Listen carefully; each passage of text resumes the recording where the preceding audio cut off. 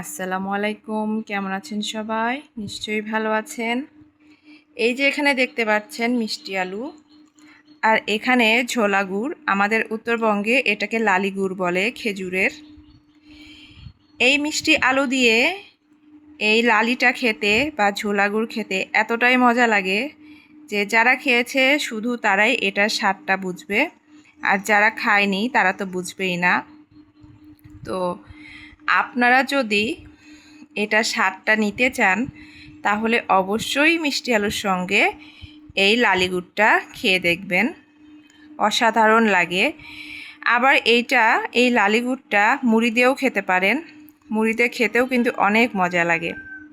খেজুরের গুড়ের যে একটা গন্ধ, খেজুরের রসের যে একটা গন্ধ, সেই ফ্লেভারটাই এর মধ্যে পাবেন।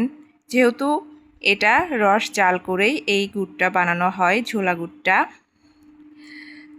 তো একদম খাঁটি এই গুড়টা আমাদের উত্তরবঙ্গের বিখ্যাত। আমরা এটা মুড়ির সঙ্গে, আলুর সঙ্গে, আবার যে রুটি বানানো হয় ময়দা দিয়ে বা আটা দিয়ে, সেই রুটি দিয়েও কিন্তু এই লালি গুড়টা খাওয়া যায়, অনেক মজা লাগে। তো বন্ধুরা, সবাই অনেক ভালো থাকবেন। সবাইকে আল্লাহ হাফেজ।